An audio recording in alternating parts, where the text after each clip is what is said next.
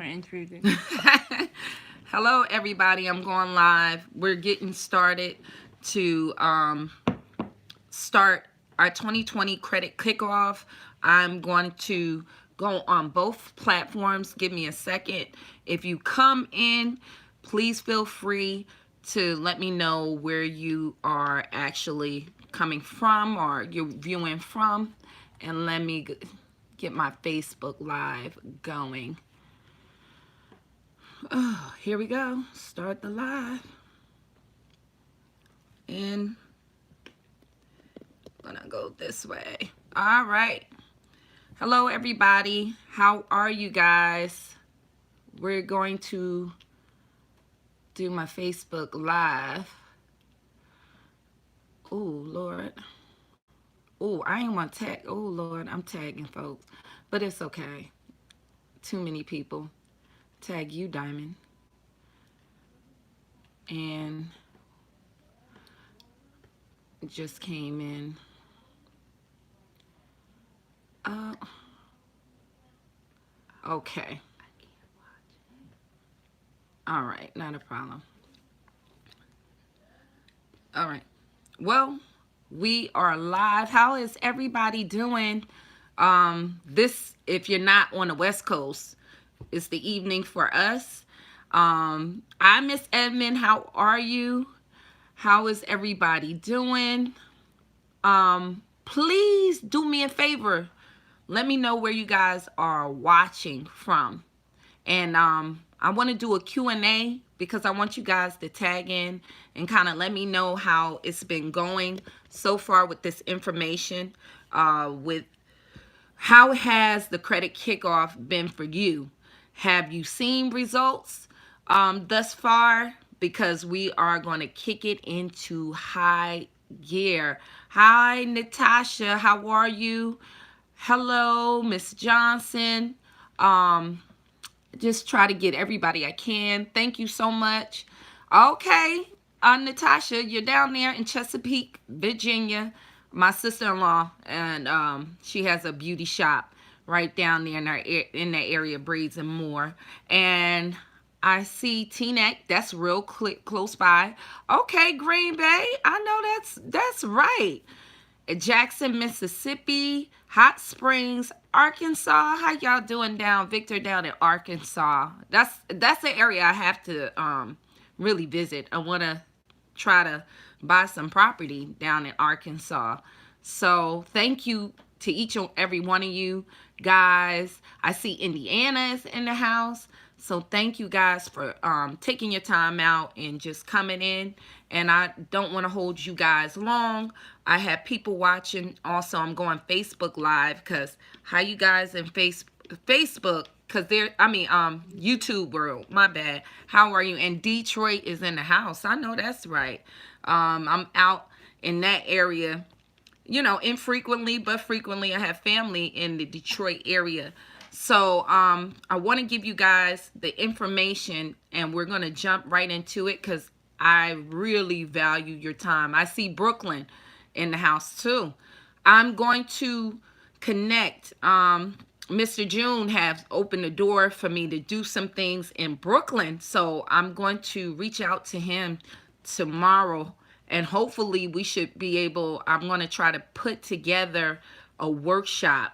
I was thinking a seminar, but I want to do a workshop with everybody to try to, or who's in my area. And I'm going to try my best if I have other people in different, to try to get a feel in different states where I can make a situation where I can have workshops there, almost to give you guys a hands-on process to start your situation, to actually, we'll do it together, working on collection letters, validations, working on inquiries, and really having the tools there so you can, we'll test run, and if you can bring your credit report, we'll start working on it initially together. So it will give me the opportunity to connect with everybody and start working on your situation one by one. Let me adjust this to almost do like a one-on-one.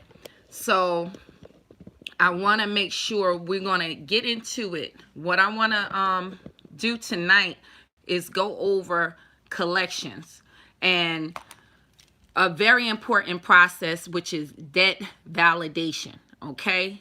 My suggestion is, and I was listening to someone who do credit repair, and it's nothing wrong with that, because there's some people in credit repair that does have some good information, but this particular credit repair gentleman was talking about debt validation, and it was correct. Debt validation is a right under the Fair Credit Act. Usually if you are contacted initially by a creditor or a collection company, it is your right in the first 30 days and even after, you can ask to validate the debt. But the way it ties into our increasing your credit score 2020 kickoff, because I just made a book, how to increase your credit score in 30 days or less. The debt validation process can either prevent a collection for reporting on your credit report, because if they do not validate that debt, if this is their initial correspondent, if they don't validate it, they cannot report it on your credit report. So a lot of times, even myself, I was guilty in the past of ignoring the letter from a collection agency. Don't ignore it. You want to send in writing a debt validation letter. And even after the 30 days, you want to have a debt validation letter, because moving forward, if you are looking to pursue a suit, you want to have documentation in place. And sometimes their response will make them guilty, okay? I had sent out, and I'm just using this as an example, like the inquiry letter that I gave all you guys as a sample. In that inquiry letter, they responded back, this company, within maybe about 17 days, 18 days. And what they stated in their response is that the application was made online. So that just showed they confessed they did not have my ink signature. So from that point, I filed a small claims court lawsuit. And today they sent me the settlement. So they're going to remove it off my credit report. Now, I'm going to try to get you guys later on, because I can't, share certain things while it's still on the table. But I'm just letting you know, you can kind of move real quickly just by starting at debt validation and initially sending the creditor or whoever is inquiring on your credit report, even with inquiries, contacting them first. But tonight we're going to start with the debt validation letter, and we're going to target this debt validation is towards a collection agency. And so a lot of you guys been reaching out, you have collection debts, okay? So let's get started. Number one, what you want to do, you want to, if the credit collection agency call you, be very mindful of what you're saying. Never admit to the debt. You want to get details, but you do not want to admit over the phone to the debt. Here's why. A couple of days ago, maybe 2 days or the day before, had a settlement with the collection company that was reporting a collection on my credit report. Okay, this company had this for a while. Now, this was back in January. Okay, I responded to this debt collector. Then, because I validated it, all right, now watch me on this, and I want you guys to be aware. I validated the debt, okay? That company did not report that debt because I validated it, okay? Then they sold it to another company, okay? And I at the beginning of this year, I had so many things going on. So when it came back again, I wasn't really paying attention because I'm like, okay, I validated this debt, and they didn't report it. Then they sold it, or it was another company with the same debt. Sent them a debt validation letter.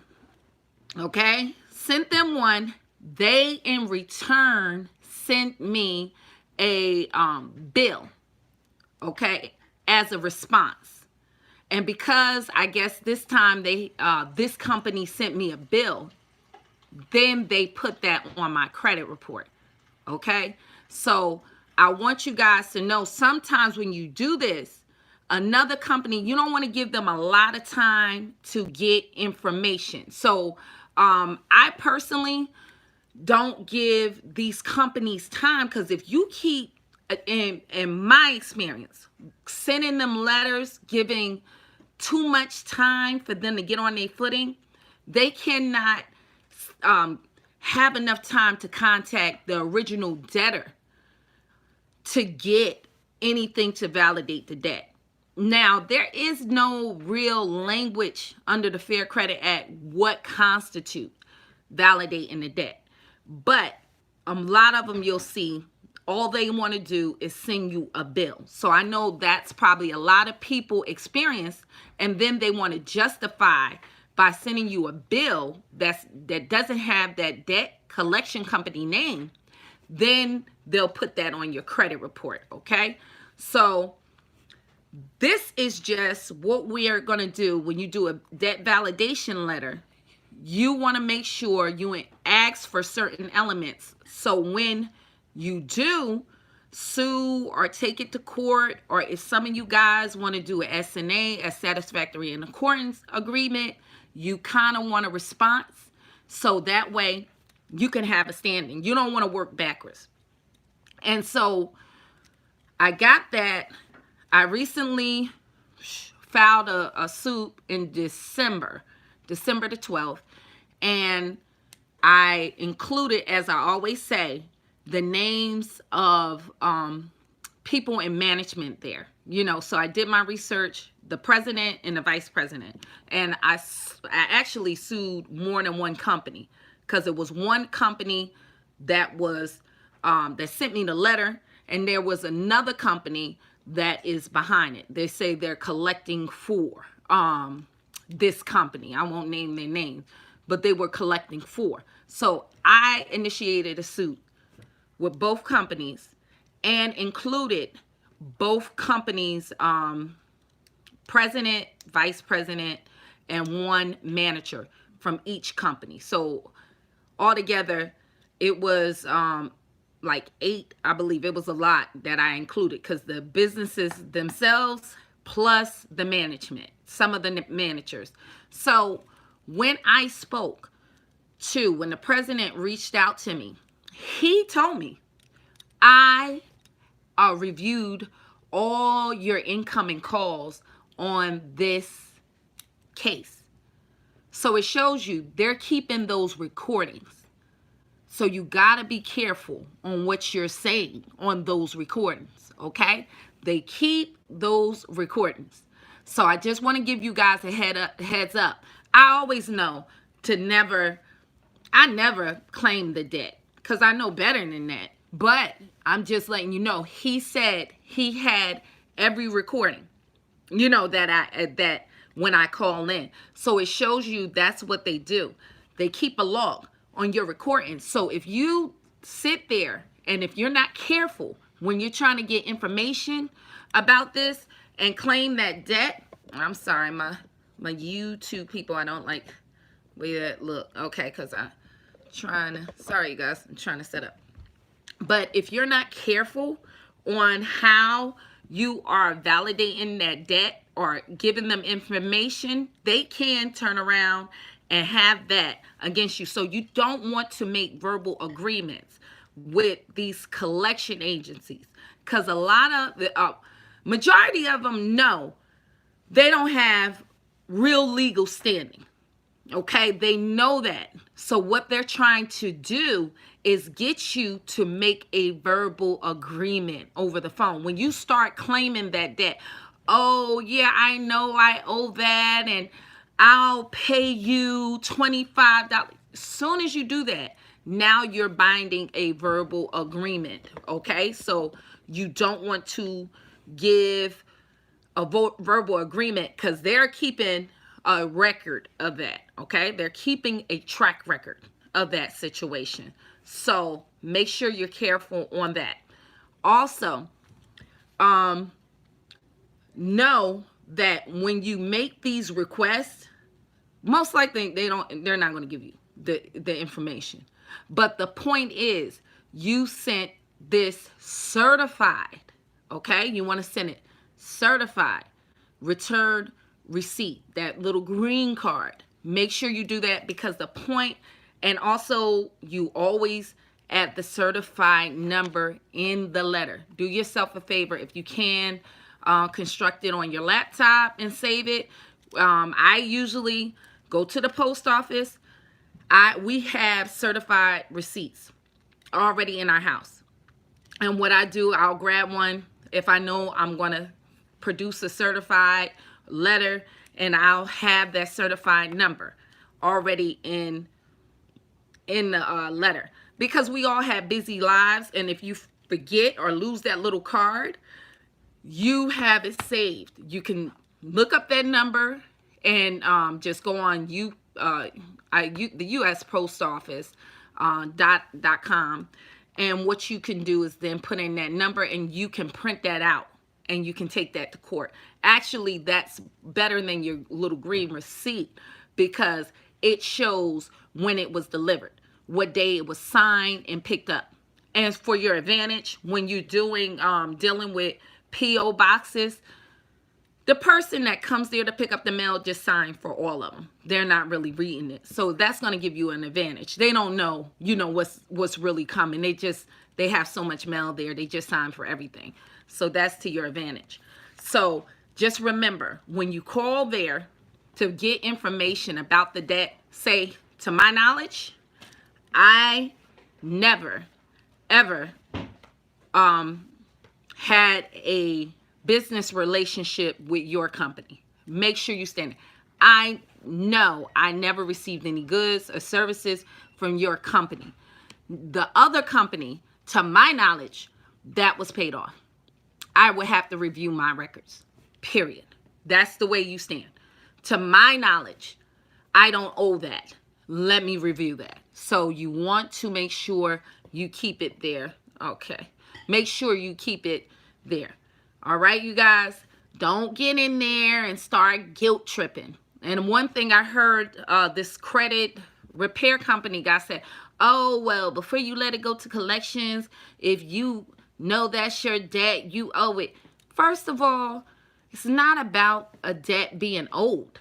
So they return me a statement, but that don't mean that you have a right to collect on that debt. All of you guys got a statement. You have a cell phone statement. So if I knock at your door and tell you, you got to pay me your cell phone bill, that makes no sense. And with my case, there were 3 different letters sent to me from 3 credit collection agencies. So that debt in 1 year was allegedly transferred 3 times. They have a chain of title. How do you know, or how am I supposed to know allegedly who really owned the debt? There were 3 different companies trying to collect on the debt. So keep that in mind. So I want to highlight why you need to include some of these items that I'm about to name in your debt validation letter. Number 1, you always want to include your address and keep it there, that the address you want them to respond to, where you need to have your mail and your correspondence, because you want to keep and stay on top of this and keep track of this situation. So then what you're going to do is put the name and the address of the actual company, collection company, on how it's reporting, okay? So if you want, you can do some research on Google or wherever. Feel free to do some research to go on and try to find where's a good mailing address. I always go through the Business Bureau. What is the Better Business Bureau. You can go on that website, and a lot of times, especially with collection agencies, they are notorious for having complaints. So 9 times out of 10, somebody complain against that company, and they already have listed some body's contact names, and usually the president and the vice president. So you want to go there to see if you can gather some information, because nowadays, it used to be back in the day, they will tell you your name, the customer service reps or the supervisors, but now they do not. So that's been my experience, that they do not. Just take the whole thing. Yeah. We doing some recording, somebody just getting something. But what you can do is make sure that you look at that website before you even construct this letter, this debt validation letter. And the reason why, try to get a board member's name, at least 2 of them, because when you make your debt validation letters, include their name. Write it as you're writing to them. And it's very important, okay? Make sure you do that, because what you're going to do if they don't remove it, my suggestion is initiate a small claims court suit, especially if you have a debt that's being reported, a smaller collection under $1,000. I will go that route, okay? Especially for those debts. Okay, so what you want to always include is the date, whichever way, and the date that you're writing the letter. But remember, the clock doesn't start ticking it until they receive the letter. So include the date. Then you make it out to, like I just said, those presidents or managers' names that you found. So you will say to the management, named as. And I usually do, I want to get as many people as I can. So 3, I might include in that company. So name 3 people, 2 people, the more the merrier, personal names that you can put on, okay? Because what that means, if they don't show up, especially if that company is not in your state, if they are not in your state, they have to show up to answer, and that adds on cost. If it is a LLC or what kind of corporation, they have to have an attorney in most states to show up for a corporation, because a corporation in itself is its own person. So what you want to do, you don't want to go crazy on your lawsuit, on what you're suing for. You want to, I generally stay, depends on what it is, no more than $700. Suite number, $550, somewhere in that, because you don't want to make it worth their while. But you can still, because you really are your name is being damaged. You have legal standing, because most states have defamation of character. Most states do, okay? If it don't, I'm sorry, let me adjust this again. If it doesn't have defamation of character, they have probably fraud. And I can go with fraud, because if I don't owe you a debt, you're trying to collect on a debt and say that I owe you a debt that I don't, you're defrauding me out of my money. So, but defamation usually is on the books. Now, another thing, do not contact me to ask me if your state got defamation of character on the books. That's your due diligence, okay? I am not an attorney, and this is not constituted as legal advice, point blank, okay? This is not legal advice. This is for educational purposes. So it comes to a point, you have Google, because I had people asking me, oh, well, what about this? You got Google. Look it up. You got to look up your own state laws, your own statutory laws. If you're in the state of New Jersey, then I can tell you that. But outside of my state, I can't tell you.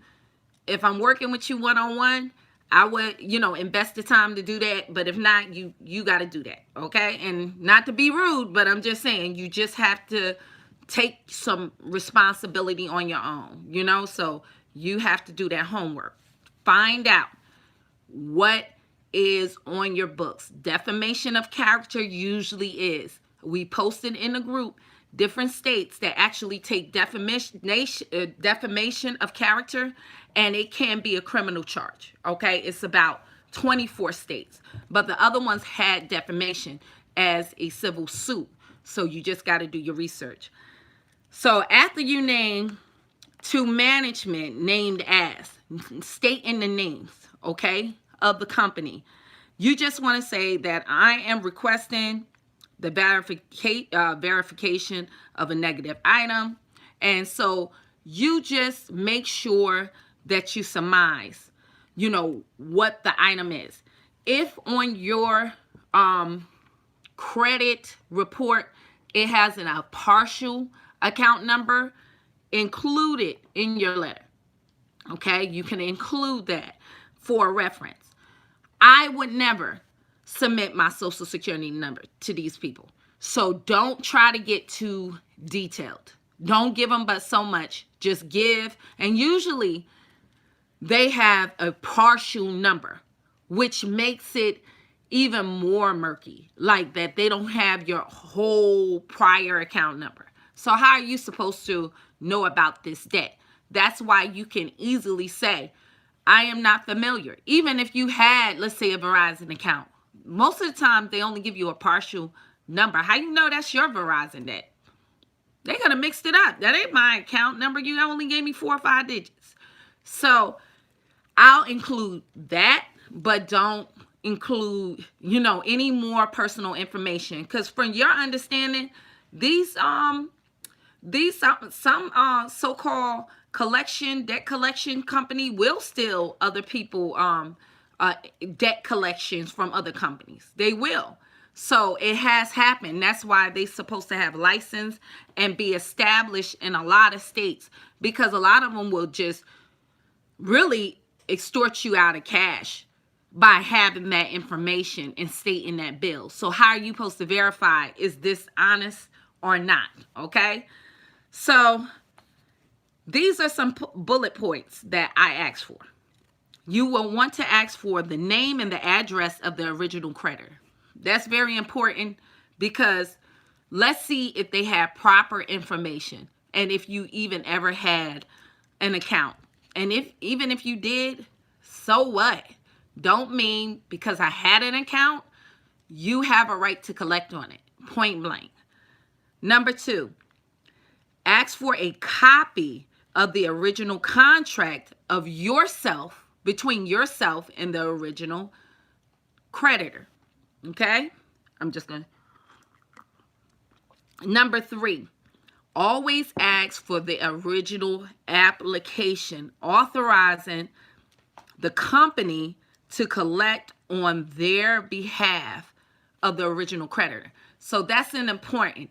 You want a copy, because there are some, if your debt wasn't charged off, sometimes the original creditor will have a contractual agreement with a collection company to collect on that debt, if it's probably like in the first year.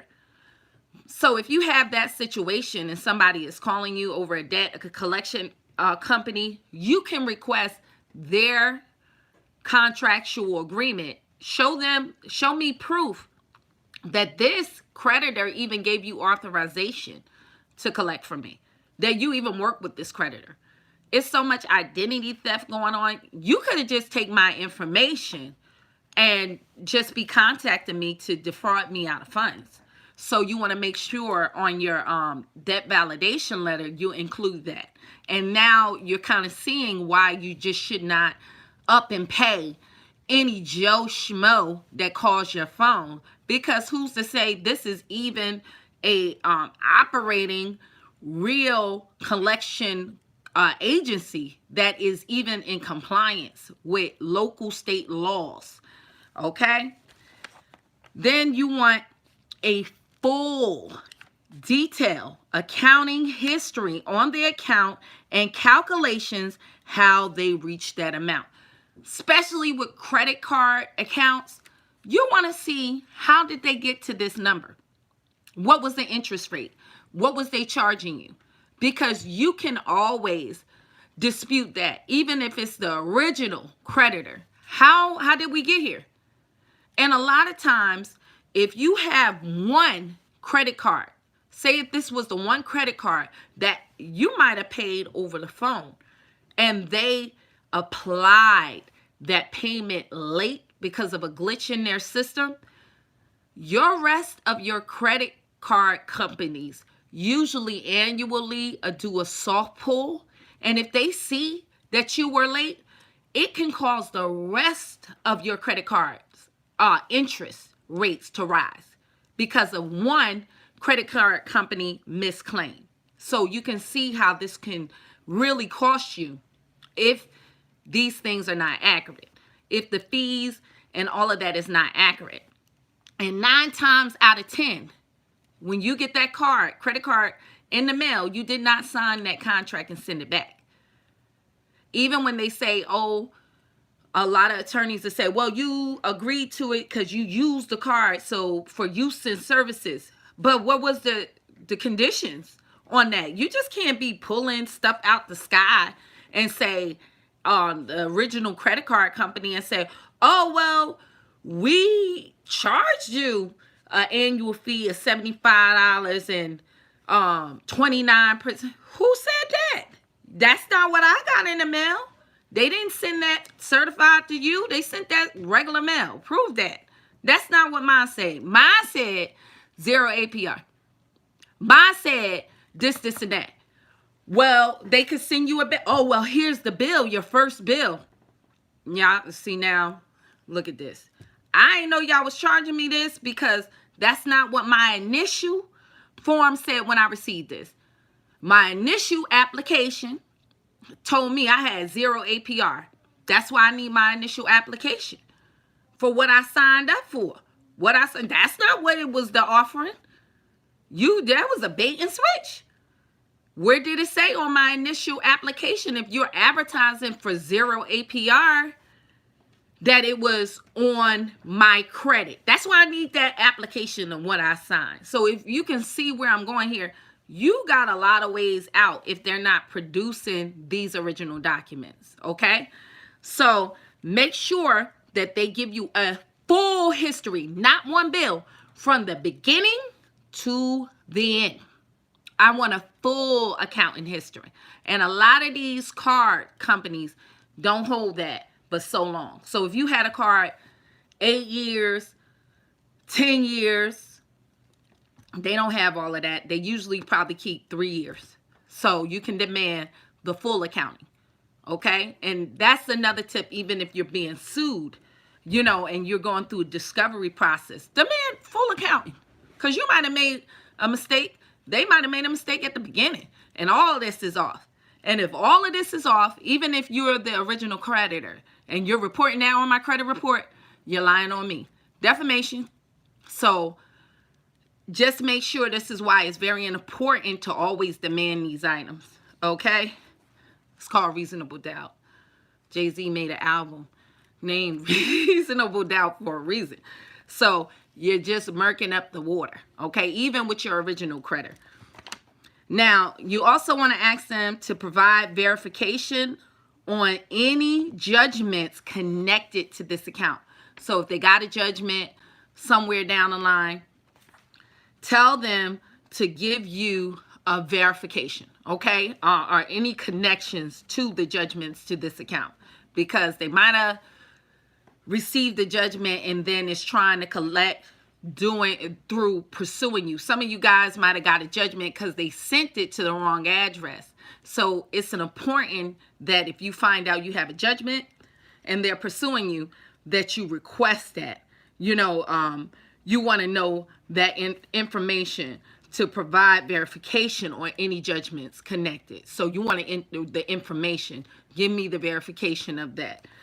Okay, also provide, this is very important, your license to collect in my state and your registered agent name with their address. Now, why this is important, because say they're located in Utah, and under Utah law, they don't have to have a license. But if they are doing business in your state, they have to comply by your state laws.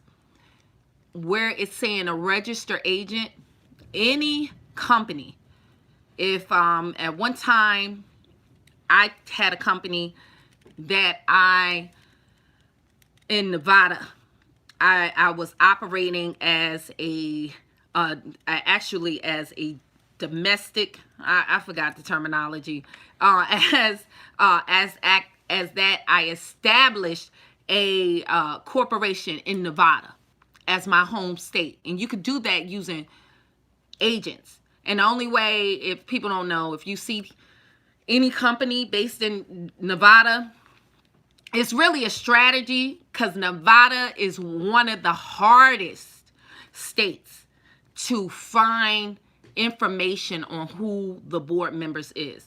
You basically have to get a court injunction, where most states, that is public record. Okay? Except for Nevada. If you see a company most of the time based out in Nevada, like, you can just pay to have your company based out in Nevada and use agents. And the thing is, so you can hide yourself as a business owner, as the president. You can't really own a business, but just as a managing member. So if you see that the company that is pursuing you is in Nevada, they with the okie doke. But the thing is, the registered agent, they have to have an agent in that state or in your state if they are not physically there. If they are coming out of Utah and they're operating in New Jersey, they have to have an agent here with the physical address to receive their mail. So the name of that agent will be listed in your state. So what that is, I'll sue your agent. I'll name that person on my lawsuit if necessary. If you cannot get the names of the presidents, I'll name them too, if you have to. So a lot of times, if they're operating in your state, even though they based out of Utah, if your state say they have to be licensed and registered, they have to be licensed and registered with the compliance of your state, because they're doing business in your state. So it's very important that they did not, because remember now, they buy these debts in bulk. They didn't just pick yours individually. They don't do that. They usually buy them in a big portfolio. So yours might have slipped in and they might not fully be operating or compliant to your state. Okay? So look into that and demand that information from them. Then you ask, please show proof that the state of the statute of limitations has not expired in my state on this account. So you can ask for that. Want to make sure that the statute of limitations in my state has not expired. Okay? Because then they can't legally pursue you for that debt. They're not supposed to collect on that debt anymore. But what they do is use means of terrorism to collect on the debt. Okay? And that's by reporting it to your credit report. And last but not least, provide a date of last payment on your account. So you want the date of last activity, because a lot of these guys like to re-age your debt. And your date of when it's falling off of your credit report ends actually starts that time frame for that 7.5 years from your last date of activity. Okay, so make sure that you ask them for that, and you want to check your reporting on your credit report, because if they're re-aging that debt to try to keep you hostage, you want to make sure you address that. Okay, you guys, then you include your name on a letter, but you want to make sure, as I always say, you never give your signature. On these letters, I find it very important. Don't ever, ever sign these, because what they can do is take your signature and superimpose it on another document to try to make up these accounts. So you want to always verify the debt, because they might just never even put this on your credit report if you catch it in the 30-day window, if they don't have an opportunity to produce the information, and so they cannot report it in that 30-day window.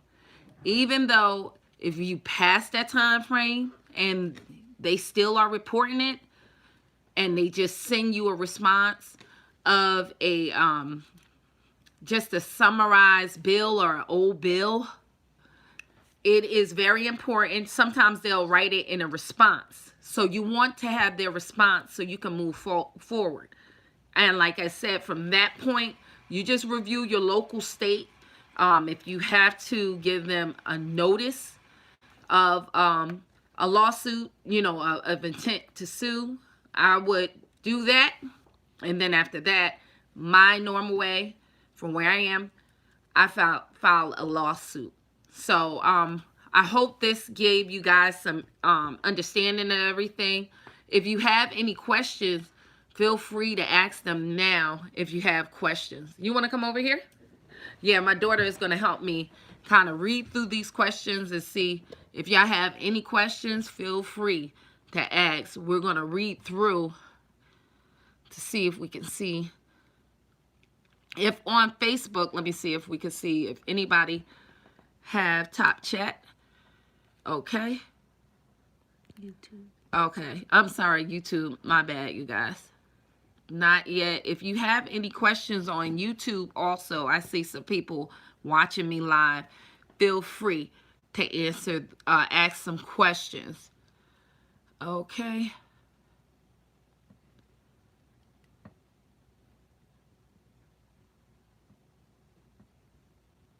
Did everybody get the information, or do you have any questions on your debt validation, or any just questions on anything else when it comes down? Because it seems to be a hot button topic. Collections is okay. Collections is a big hot button topic. All right. No.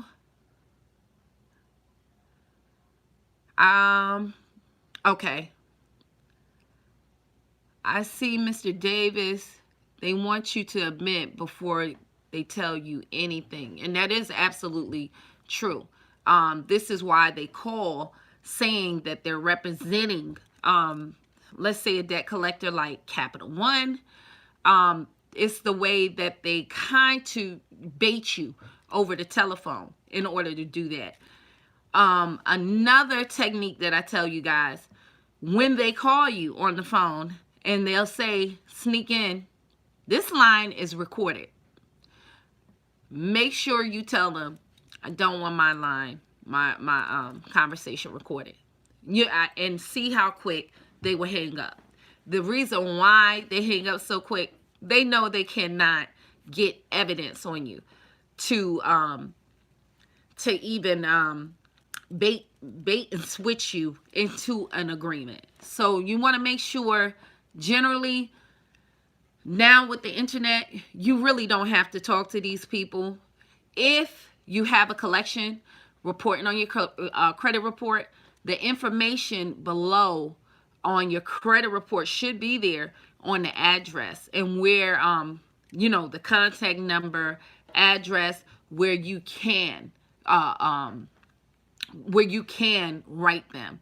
You said in the beginning that they didn't report it. I said sometimes, like, what happens is with debt validation, if it's the initial contact, right? If they initially contact you and you validate that debt, ask for debt validation. If they don't produce it in 30 days, some kind of documentation, they will not report it. But for clarification, if they send you a bill or something in response, then they can report it. So you might validate a debt, ask for debt validation. But if they respond with a bill, that's what a lot of times they do from the other carrier. There's no real detailed language in the Fair Credit Act what constitute a reply or what is mandatory for them to reply to. So they can use that bill and give them legal right under the Fair Credit Collection Act and still slap that on your credit report. Okay, so Mr. Jackson, if that is clear for you, like I said, if they don't give you a response in 30 days with nothing, they cannot report it. But if they send you a bill, some kind of what they call evidence, doesn't mean that it's real evidence, they can slap that on your credit report so you can see if they hit that against you on your credit report. In the description down below on your credit report, it will have an address and a number to call. So you can send your correspondence, your debt validation letter, if that have happened to you, there to that address. Because even if it's after the 30 days, you still can send a debt validation letter. But the time of the response by law, then they don't have to not report it if they don't respond within 30, if you didn't do that in that 30 days. What report? Your credit report. Your credit reporting. So usually how you're going to know a collection is reported on against you is through your credit report. When should bankruptcy be an option? We had someone on YouTube ask, when should bankruptcy be an option? I say it depends on your debt, and what your situation is individually. Even, I mean, me myself personally, in my opinion, I think that's to person, person to person. I would probably, in my opinion, you're asking me in my opinion, I wouldn't file bankruptcy to me unless I'm trying to retain some real estate property. That's me. So anything else I would fight, because if they get a judgment, then you can go and bankrupt off the debt. I mean, if push comes to shove. But I personally, I'm going to fight it. Because if you use some of the strategies that I'm talking about, even if it's an original collector, it's hard for them to come up with all that proof. So you might negotiate out, even if the original creditor is pursuing you. You can just present those arguments that I said, as far as the interest rate, demanding the whole accounting of the whole length of the account, and asking for your original signed contract and application. That's going to be problematic for them if it's a credit card. Because, like I said, I'll repeat, people rarely sign that contract and send it back. Okay, so I will always, my first instinct is to fight everything. And then if that's not successful, then you can go, you can file for bankruptcy. So that's just my own personal observation. But I can't say I never filed for bankruptcy. I have had debts, but I just never felt the need. I mean, personally, for me, if it's not for me to save to control an asset, I probably wouldn't go that route personally in my own personal name. Now, if you have a Donald Trump situation, he never filed for bankruptcy in his own name. He filed for bankruptcy with his businesses, and his name was not caught up in it. And I think things change even with personal bankruptcy and when you're dealing with businesses.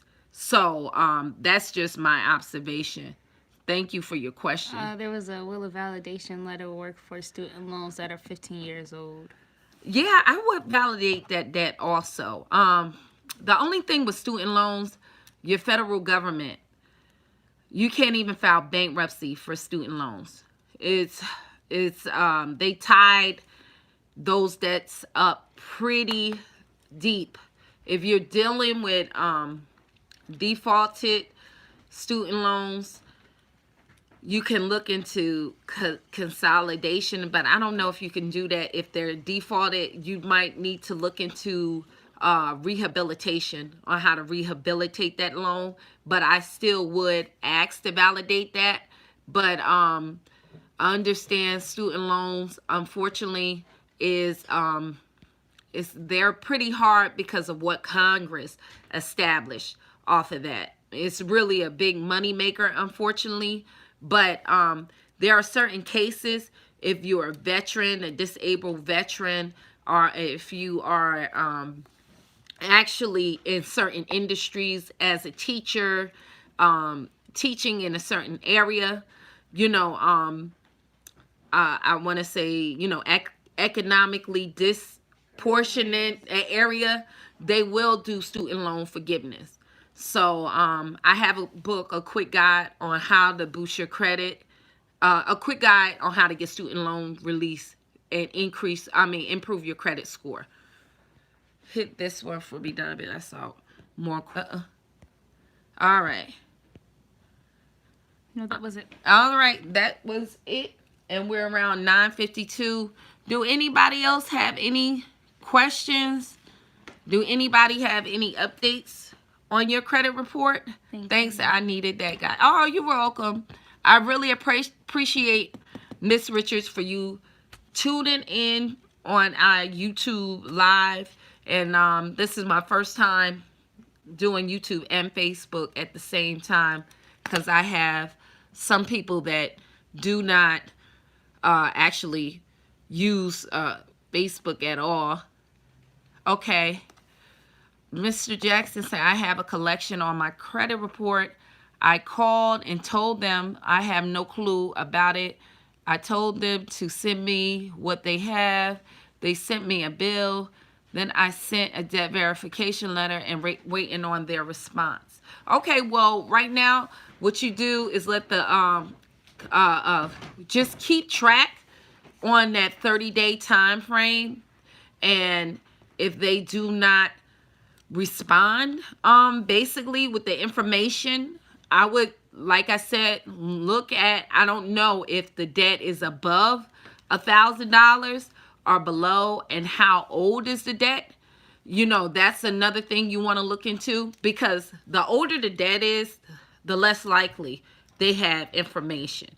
I would really look into using my small claims court as a vehicle to use leverage for them to settle that debt.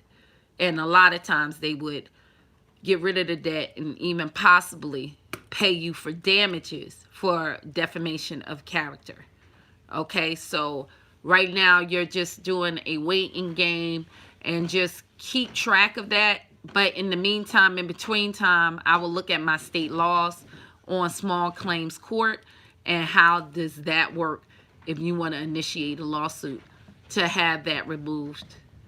Okay, so like I said, myself, I'm in the state of New Jersey, so you know, I'm quite familiar with my processes, but you just have to do your own due diligence in your own state to see where and how, your state, local, small claim courts, civil courts operate. Okay? She told you they bought the debt. Yeah, they always tell you that. Nothing new here, but like I said, because someone purchased a debt allegedly doesn't mean that they really own the debt, number one.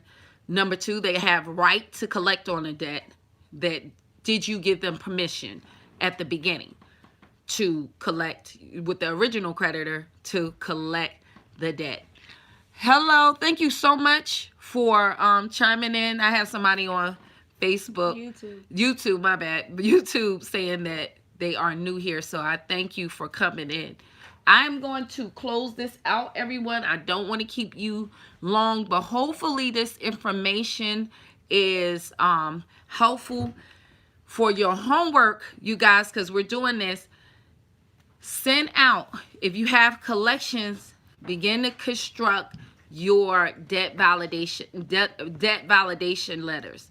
I usually do that part of it even before I go and really try to settle through what I named in my book, satisfactory and accordance agreement. Okay, so this is usually my initial step, because it could, a lot of times, some of them just take it off. Some of them do. They will just remove it. So since this part is free, why should you negotiate a deal or pay out of your pocket in any means, with any money?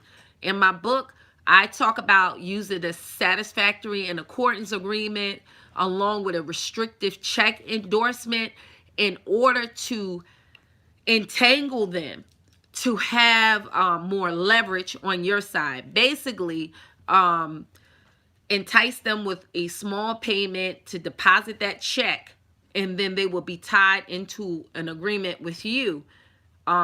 Basically, that they would have to delete that or report it as paid as agreed on your credit report. Next week, I will be going in to discuss satisfactory and accordance agreements in connections with collections.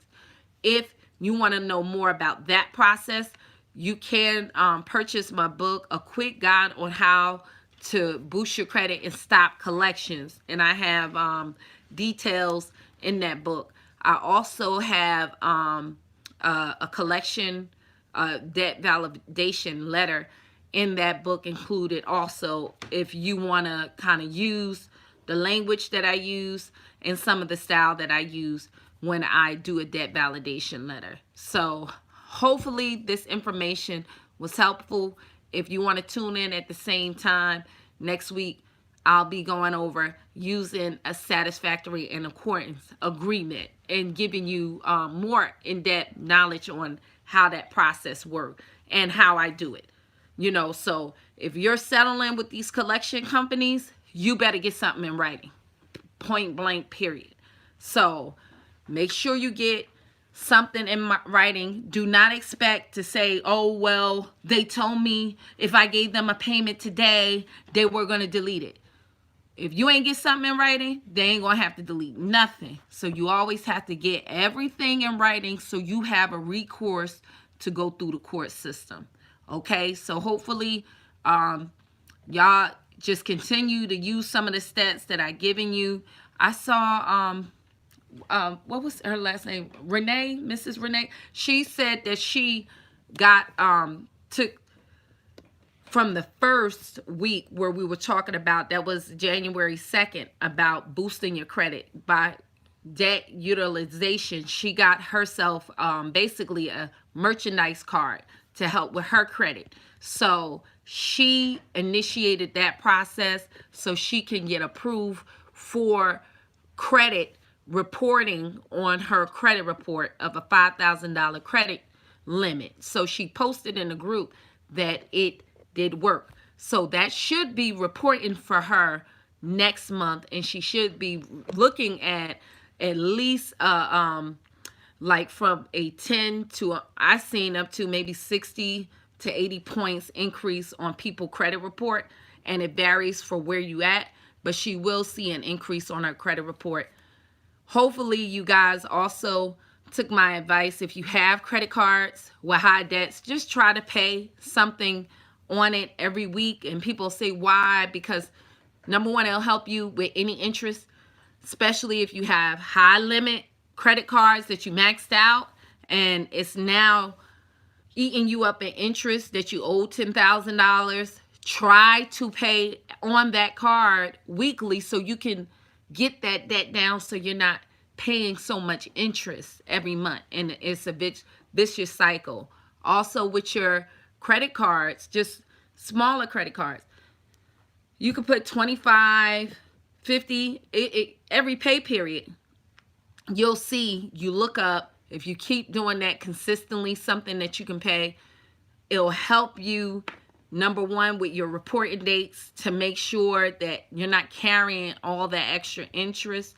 And when you'll always make sure you're paying down that debt before it reports the next month. So you don't have to worry about, oh, I wonder what day this is going to report, because you want to kind of pay that card down before it reports so you can see an improvement in your credit the next following month.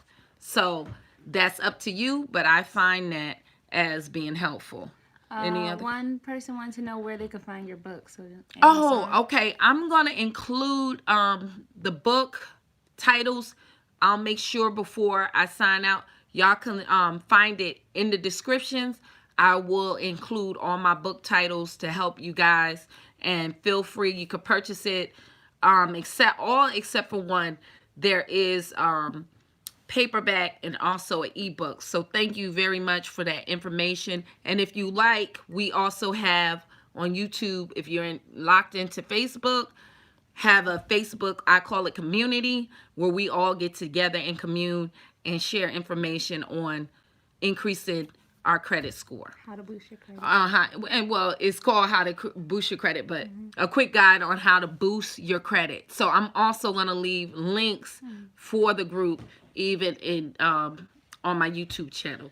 So thank you, everyone. I hope you guys are having a great night, and I'll let you continue to do so.